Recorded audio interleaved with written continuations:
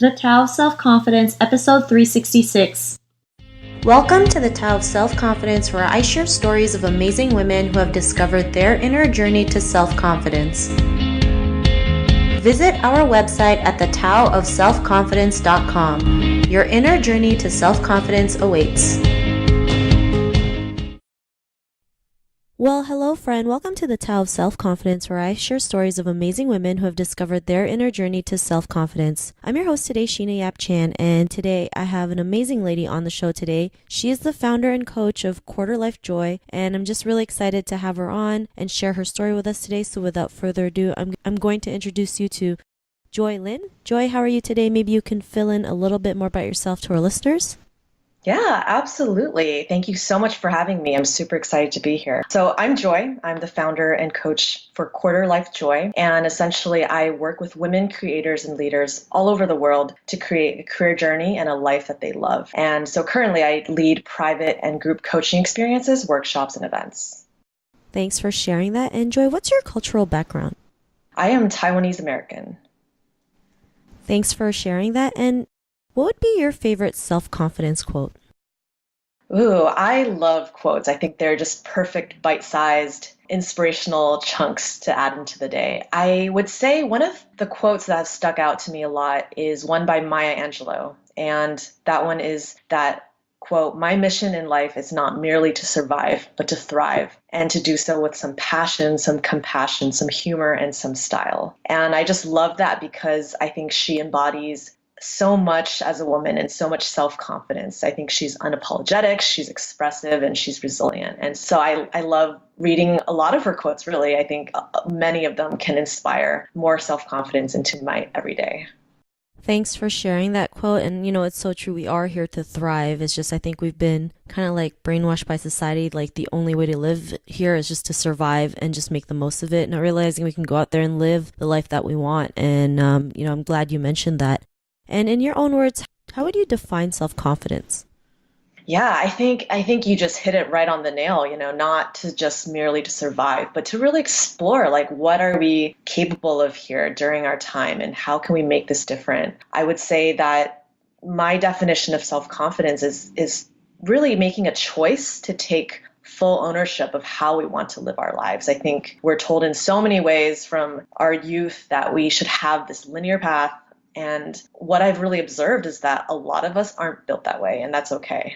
Ultimately, I think empowerment and self-confidence comes from just defining success on our own unique individual terms and not being afraid to express it. I think it takes so much courage to do so, and it gives us so much confidence when we recognize our own self-efficacy. And I think that's where all that good stuff lies. I think, just really being able to create the choices and actions that reflect what we truly desire and just not caring so much about having a linear path or what everyone else says that it should look like. I think that's where all of it lies. I think that's where self-confidence comes from, joy, fulfillment, inner peace, purpose. It just really starts with a choice. Thanks for sharing that. And it's a great definition that you mentioned. And Joy, what was your life like before your discovery of self-confidence? Before my discovery of self-confidence, I really held on to two limiting beliefs. And I think others might be able to relate to this, but I had this belief that I was powerless and that I wasn't good enough. And I carried that throughout middle school, high school, and college. I realized that I based a lot of my choices on what other people told me I ought to do or what was, quote unquote, the right thing. And, whether it was choosing my major or, choosing who I was hanging out with, I think ultimately doing this resulted in a lot of resentment and unhappiness. And I felt like I was constantly changing personas to please each person or each group. And it was exhausting. I think my body and my health and all of that really reflected it. And I knew that was not a sustainable way to live.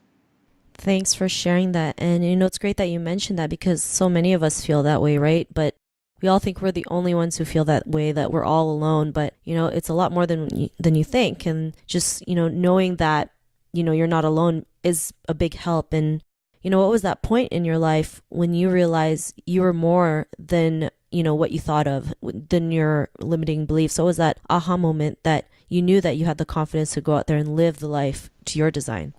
Yeah, I would say that I would have two major aha moments, and both of them again stem back to just simply making a decision in my head. And the first one was in my very first job outside of college, or after graduating college. I worked at this great firm and I got this great offer, and on paper it looked great, and internally I felt like I was not at all on the path I wanted to be on. I didn't feel expressed. I didn't feel like I was utilizing my talents. I didn't feel like I was really expressing and being honest with myself on what I wanted. And what really led me to my aha moment was sitting and just realizing there was another choice I could make. I could choose to continue living in these limiting beliefs. I think people say that if you fight for your limiting beliefs or that story that doesn't serve you, you can have it.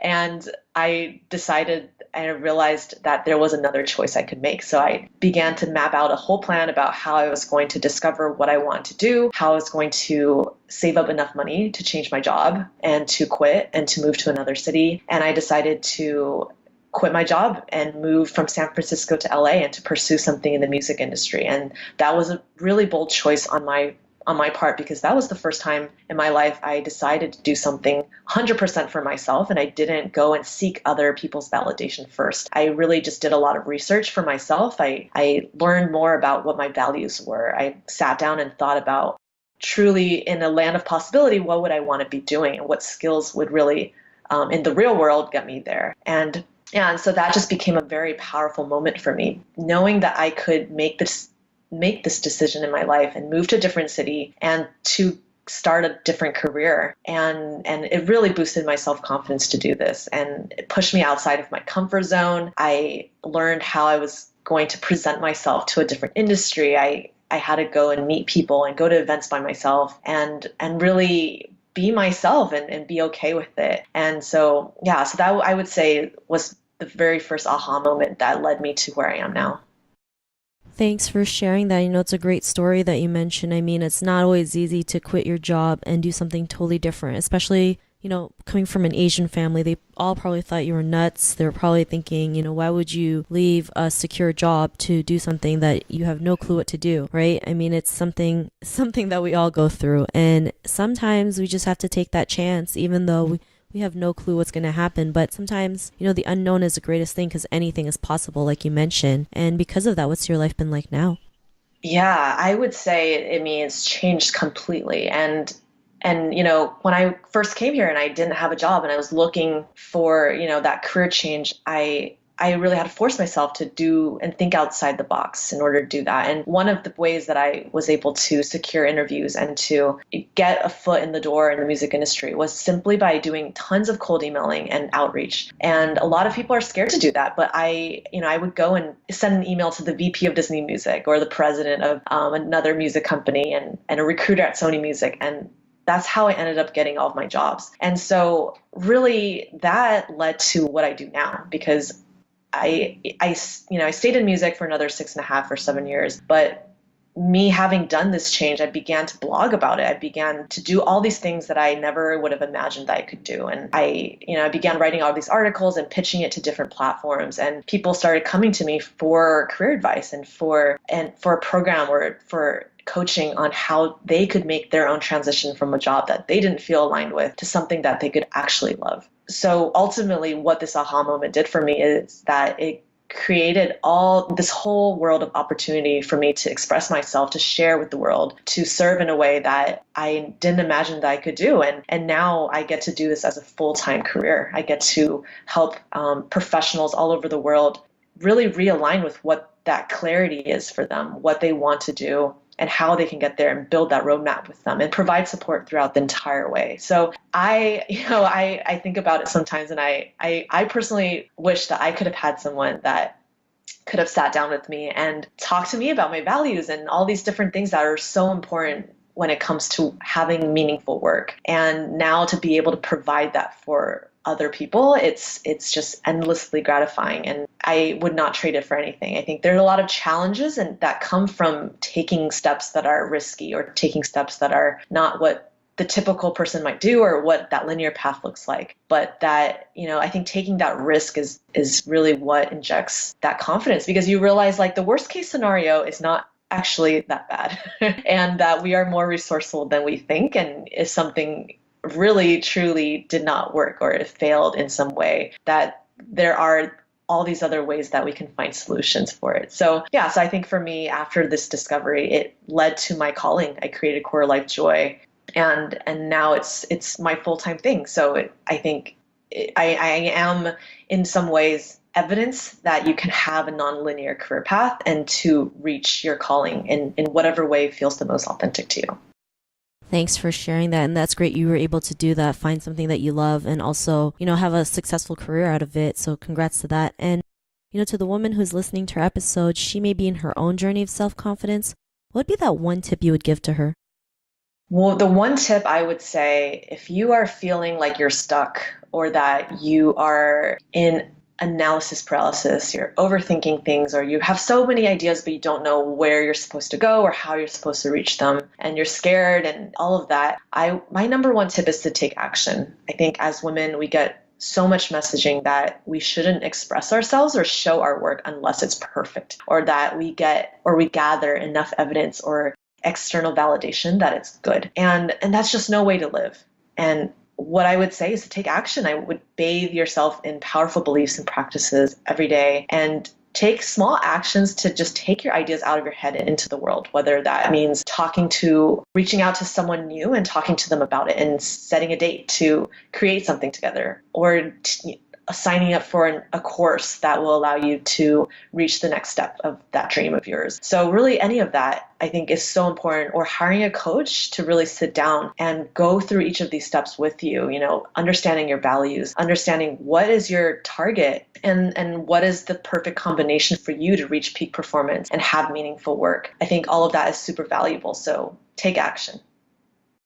Thanks for sharing that. And that's a great tip. Taking action, even if it isn't perfect. Like you said, as women, especially as Asian women, we feel like if we make a mistake, it's the biggest, it's the end of the world for us, but not realizing mistakes will happen and learning from them is the best way we can become the person that we want to be and have that self-confidence. So thanks for sharing that great tip. And if our listeners wanted to get to know a little bit more about you and what you do, is there any links or social media profiles we can connect with?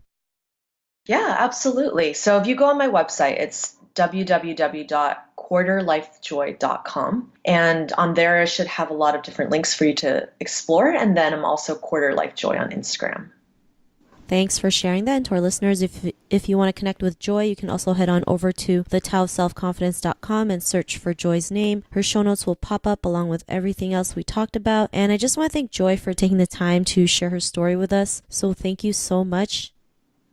Thank you, Sheena. I loved it. Not a problem. It was great having you on the show. And to our listeners, be on the lookout for another new episode of another amazing woman's journey to self-confidence, and we'll catch you soon. Bye for now. Thank you for tuning in to another amazing episode of the Tao of Self-Confidence. Get your free self-talk tape for building self-confidence by visiting our website at thetaoofselfconfidence.com. Your inner journey to self-confidence awaits.